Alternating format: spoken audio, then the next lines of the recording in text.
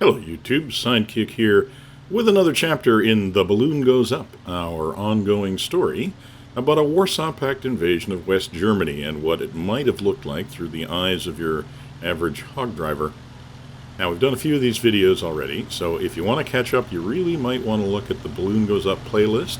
I'll put a link on the screen and in the description. If you're interested in taking a little part in the unfolding drama, feel free to drop by my Discord and check it out. We're starting to host multiplayer familiarization and training sessions, as well as live exercises.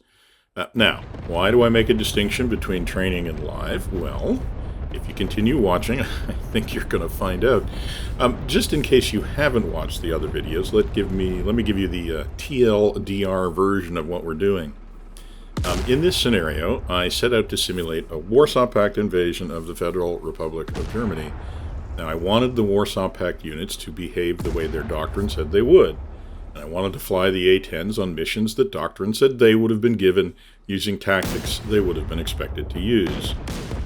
That's all I started out trying to do. The results have been unexpected. I tried it in single player and realized that it basically couldn't be done. To recreate this experience required a multiplayer environment, and it required one in which all of the pilots were committed to the same idea of trying to recreate the same thing. Luckily, I was able to find such a group, or rather they kind of found me, and we have learned a lot about this scenario. The first thing that we all learned is that this is really not like any other DCS experience that we have had. We needed to learn some skills, and we also needed to unlearn some habits that we have formed to make this scenario work. And that's why it takes some time to get familiar with the scenario before you go live. And that's because in the LiveX we have a very strict 2 strikes and you're out rule. In other words, when the second hog goes down, the game is over, no exceptions, the server mission ends. Which means if you don't know how to play this game, you are going to end up making your teammates pay the price. So it really, really, really does pay to get proficient before you try to go live. Seriously. Let me show you what I mean. So here we see that the hog drivers have manned their planes and they're taxiing out to takeoff. Now, I will point out that all of the guys flying this mission have flown the training mission, and most of them have flown it more than once. In fact, you've seen maybe most of them in some of the previous videos that I've posted, including the last one, which showed a very, very successful training mission. So my point is that these guys know not only what they're doing in DCS, they're all very talented pilots, but they also know this scenario well. So what's going to be different today? Well, in some ways, surprisingly little. The area of operations is going to be the same as what they've flown before. The enemy order of battle is going to be the same as they've seen before. The enemy tactics are going to be the same as the ones they've seen the enemy using before. The armament on their hogs is going to be the same as it has ever been. So what's different? Where's the challenge in that? Well, the only thing that is really different is the route that the enemy will take towards friendly forces. In other words, the part of the area of operations where the players are going to have to hunt for the enemy is different. That's pretty much it. But it's all the difference in the world, as you'll see. And maybe it's better to show that than to tell it. So, as you can see, everybody's on their way out to the area of operations. That's it on the far side of the river over there. And now, here they have all arrived at the bullseye. You can see them in their little marshal stack, a little flock going around the bullseye. So let's take a minute and talk about exactly what they're going to be doing today. And if you've seen the other videos, you'll see where the differences are. So, as I was saying, it's the same area of operations we've used before. You'll recognize it if you've seen the other videos. You can see some of the major landmarks. We have 2 towns. We call one Leskin, the other Chiclets. The central wooded area in the middle we call Central Park. This, by the way, is known as christening the ground and has turned out to be a very important thing to learn how to do if you're going to fly this scenario. Now, this blue line here is the forward line of owned troops. So everything on the other side of that may be the enemy. But the ground commander has also set a green line here, which is known as the Fire Support Coordination Line, FSCL, and we are not authorized to engage any targets on the near side of the FSCL. So we have to be on the far side of the FSCL if we're going to engage targets without having the ground essentially direct us onto those targets. And this is to make sure that we minimize the chances of friendly fire. Basically, the Army doesn't want the Air Force playing in its backyard right now. They think that their attack helicopters are probably, and their artillery, are going to be sufficient to deal with the enemy that they find. What they do want the Air Force doing is keeping the other echelons from catching up to the advance guard. They want to pull the advance guard away from its reinforcements, and then they want to take it out with their own organic firepower. Fair enough. So today, we are going to go hunting in this kill box here. It's called Kill Box Saturn. We expect to find the enemy inside this kill box. If we find it anywhere else, it's not up to us to engage it. Now, this is the one difference between this scenario and the previous one. Before, we used a different kill box that ran across the back of Central Park. This time, this kill box is a little bit farther into enemy territory, coming down out of the foothills. So, what's the plan today? Well, drawing on the lessons from having done this before, we're going to do something very similar. First of all, the flights have marshaled at Bullseye.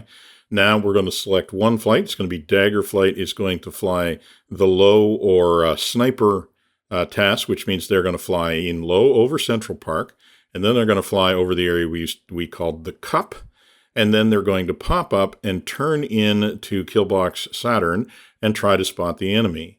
While they're doing that, the high cover flight, flown by Hammer, will be flying behind them and above them and trying to also spot the targets that they see in Jupiter, and then they're both going to come back out. At the same time as that's happening, the third flight, which is Sabre, is going to be flying Overwatch on the whole thing, and particularly making sure that the SA-6s, which are in the distance to the south, don't get active and don't surprise anybody. So that's the plan. Let's see how it works in practice. This is Dagger Flight. They've just left the Marshall stack over the Bullseye, and they're starting their run into Central Park. So their intention is to fly pretty low over Central Park.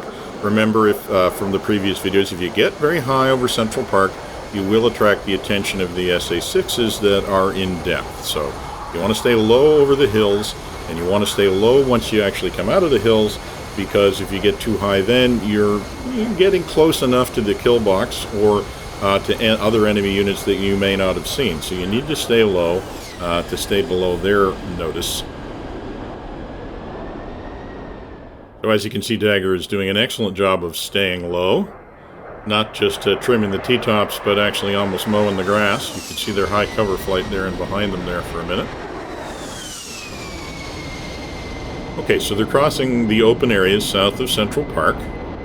The wooded hills on the far side of those open areas is where they're going to start their pop-up, and then they're going to go left looking for Killbox Saturn, which is over in that direction, on this side of that green hill there. So for the time being, though, they're staying good and low. Make sure that they don't announce themselves to any enemy in Killbox Saturn until they want to. They want to get a little bit deeper into the zone before they do that.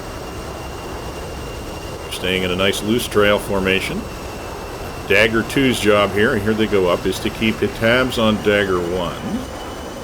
And if anything ambushes him, Dagger 2's job is to find it and mark it, but not necessarily to engage it. Remember, we got lots of fuel and lots of time. First we want to find the enemy, then we want to take care of them. Now you can see, if you're looking closely, you can see the enemy in that open space. That is Killbox Saturn. There's definitely a long line of vehicles from one end of it to the other. So we have located the enemy. Time for Dagger Flight to get on its way. They're not going to engage the enemy. Their job was just to find them so that we can plan another attack more carefully. So they're going to get down low and egress. Meanwhile, Hammer Flight is in high cover, and they are able to see the enemy as well. If there had been any air defense activity, then they would have been able to mark down where the air defense units were for later engagement. But Hammer also notices that we do seem to have a little bit of a problem this time. He's been hearing a mud spike from the SA-6 site off in the distance there, and it has actually launched on somebody, which did not happen in the training mission. So suddenly we have discovered one difference. The high cover flight having to get in as close as they did, it means that they're well within the weapons effect zone of the SA-6, which means they probably can't fly high cover the way they did the last time. So the team's going to have to come out and make another plan.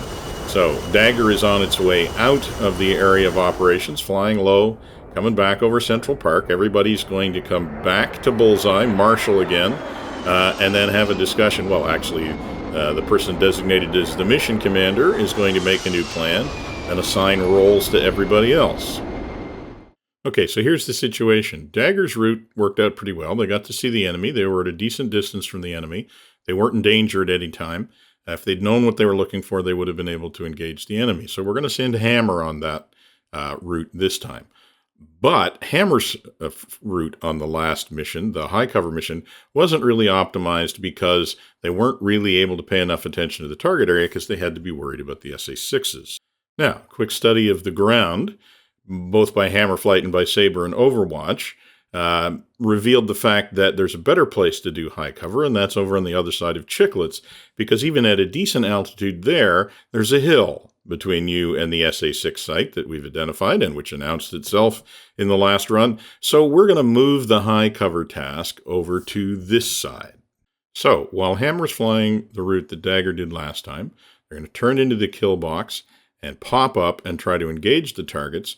Dagger's going to fly a high cover on the other side, watch for threats, and also see if they can pick off any of the targets that they had previously identified on their low sniping run. So, it sounds like a good plan. We're trying to exploit the tactics that we've learned in the training sessions. What could possibly go wrong? Well, let's find out. Here's Hammer flying low over Central Park, just the same as Dagger did last time. They're pretty hard to tell apart, actually, because they're both doing a good job. Just like Dagger, Hammer is staying low over Central Park. Then they're going to come down low out of the foothills, fly across the open area, and their job is to get into the hills on the other side and then pop up. So here they come down out of Central Park, staying nice and low, coming into the open area. Now notice they're a little bit closer to the enemy than Dagger was, and this is going to be part of the problem. The other part of the problem is that they're actually turning in now. Rather than popping up first and taking a look, they're doing their pop-up after they make the turn, and this is where the problem starts. Because as Hammer 1 gets up high, he's suddenly actually within range of the SAM site, and he's taking evasive action, but he hasn't flared. He gets caught. Hammer 2 coming behind also gets engaged, and with not only the SAMs but the AAA. Now both of these guys decide to sell their lives dearly by engaging the ground targets, but basically there's no avoiding it. They are basically doomed at this point. They were as soon as they got to altitude, frankly. And since they're doomed, that means that this mission is over.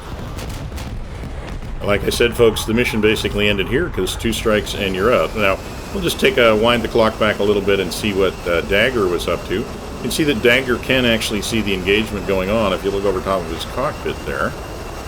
And so he's trying to turn in and give some support, but he's too far away to actually do anything about it, although it is possible for him to use those signatures to fix a target, and he's going to take a Maverick shot, which is what he should be doing, but unfortunately we're never going to know whether or not it hits because the scenario is going to end before we get a chance to. And that is the thing about the 2-strike rule that is really difficult to get used to, is that you don't get any second chances. Once the second hog is down, the game is over, and that's that.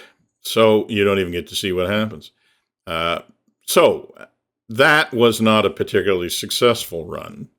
Luckily, we had time in the session to do it again, so we'll take a look at what happened when we went through it the second time. The important thing to notice is that the real problem, which the team identified, was that Hammer got just too close to the enemy before they got high enough to actually see them. They turned in before they popped up, and that meant that they were basically inside the weapon effect zone of both the SA-9s and the Shilkas before they knew what was happening. They were up high, they were exposed, there was nowhere for them to hide, and they were basically doomed at that point. There was no way out. So you really do have to be much more careful about knowing where the enemy is compared to where you are by looking at the ground and not by trying to look for the enemy. And then you have to be very careful and very patient and make sure that you know where the enemy is before you try to engage them, so you don't get too far into the weapon effect zone trying to sort yourself out. So we're going to reset and try it again. Now, this time we're using the same kill box, exactly the same mission. So the team decided to use the plan that we used on the second run, right from the original get-go on this one. So we're going to do the low pass over Central Park and up into the hills on the other side. We're going to do the high pass on the other side over Chiclets. So as with last time, Dagger's taking the first low pass. Here they are again, flying nice and low over Central Park.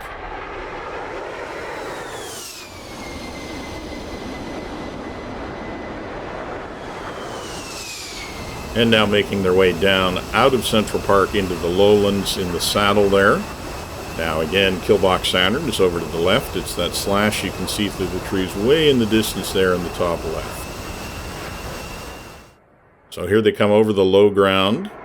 They're coming up into the foothills on the other side. They're going to want to go far enough into those foothills and stay far enough to the right that when they pop up, they're going to have a good view of the target before they try to engage. Now, Dagger 2's job is not necessarily to engage, it's to watch lead and try to keep him out of trouble. So here we go, lead is popping up, Dagger 2's staying with him.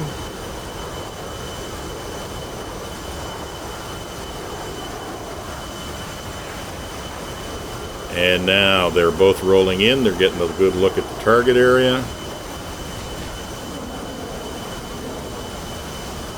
And once again, they're not necessarily trying to engage on this one. They're trying to mark down targets. They have lots of visibility on them. They're flaring now. And that's because they've identified that there are SAMs. And the SAMs did take a couple of shots. Now, something very interesting about DCS. In the actual flight that we flew, Dagger 2 was actually caught from behind by an SA-9. It was a very, very lucky shot. I'll tell you why I know that. Because in the track file replay, I could not get that SA-9 to hit Dagger 2 a second time. Literally, in the actual live playthrough, DCS rolled the dice and it came up snake eyes, and it just couldn't do it from then on. So we have to assume that there's one aircraft down at this point, even though basically I couldn't reproduce that in the track file. So that's an interesting thing. And, hats off to Dagger 2. It really was a lucky shot on the day that we flew this. So let's go over to the other side now, and here is Hammer Flight coming in and taking a look over towards Saturn, waiting for Dagger to be in position, and they're monitoring the radio. It's really important for Dagger to announce when they roll in so that we can get eyes into the target area and make sure we see anything that needs to be seen. And if you watch very closely beyond him there in the Killbox Saturn area, you will see the SAM trail. So he's actually able to spot the enemy engaging Dagger, which is the whole point. So he turns in, having seen where the SAMs are coming from, and decides to target those with rockets. Which he does. And as soon as the rockets are gone, he goes, breaks away, and importantly breaks down.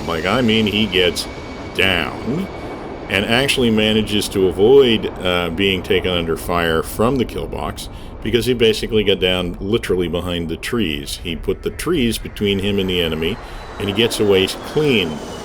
Hammer 2 was watching Hammer 1, and so they're going to regroup and decide what to do next. Dagger Flight, in the meantime, came back out, popped up, turned around, having marked down where the targets were, fired a Maverick.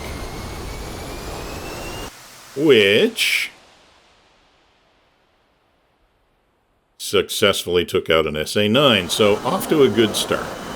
So Hammer is coming back out to basically decide what to do again. Team is talking about how they're going to handle this and how they're going to attack it.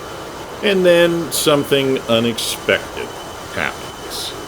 And that's because in this scenario, it turns out that the advance guard has deployed their air defense platoon, which consists of a bunch of man-pads, which are hard to see from the air, but which are quite entirely deadly. Hammer 1 never even saw it coming. You can see here's another look at where it actually came from on the ridge, basically close to the forward line of own troops. Now, Hammer 2 sees the launch, and he's madly trying to warn his lead that he's got a SAM coming. His lead doesn't know why that would be true, doesn't react in time. Hammer 2's trying to figure out what the heck is going on. Why are there SAM sites there? That's not inside our kill box. And so he is realizing that he's suddenly flying over the location that launched the SAM. He starts countermeasures, and he starts to brake and try to get away. But unfortunately, he is just too high to make that work. He dodges the first SAM. SAMs have a hard time hitting A-10s from the front. But once you're flying away from them, if you're flying away high, that's when the trouble is going to start, especially if you stop flaring, which is what Hammer 2 did, which has the expected effect. And that's strike 2 and game over.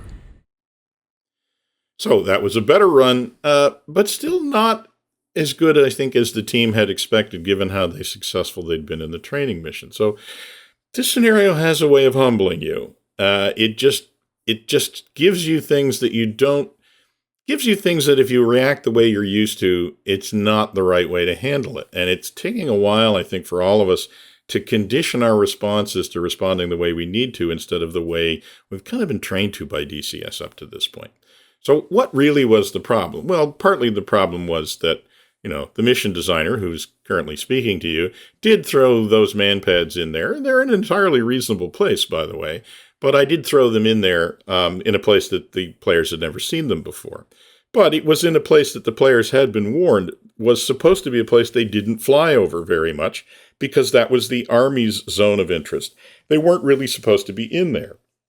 And effectively what I ended up modeling was that the advance guard had deployed its own organic air defense assets because they were in an engagement with the covering force, and they had decided to deploy, which meant they'd put out their air defense. They were mainly probably worried about attack helicopters, but the A-10s flew into their line of fire and paid the price because they weren't used to that being a place where they were threatened, even though it was in front of the forward line of own troops, which is something that they knew, just hadn't registered until now, that anywhere over enemy territory could be dangerous. And that was a lesson that was very well learned.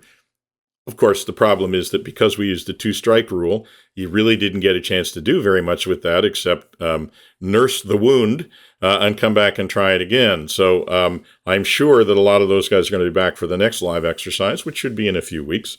It will use the same kill box, so they will have a little bit of advanced warning this time, although it may not be exactly the same mission. Ha ha ha. I will retain the right to add a few more surprises. But I think that, it will be a very exciting mission. This one was. And I think everybody's enjoying the challenge of trying to figure out how to solve this problem with the tools that DCS gives us, but maybe not the tools that we're used to having in our tool bag. At any rate, if you want to take part in this exercise, please do feel free to drop by my Discord. We'd like to see more players show up. We'd like to let them experience what we've all been living through. And so come on by. You'll be welcome. And for now, though, thanks for tuning in. I'll talk to you again soon. And this is going to be Sidekick, signing off.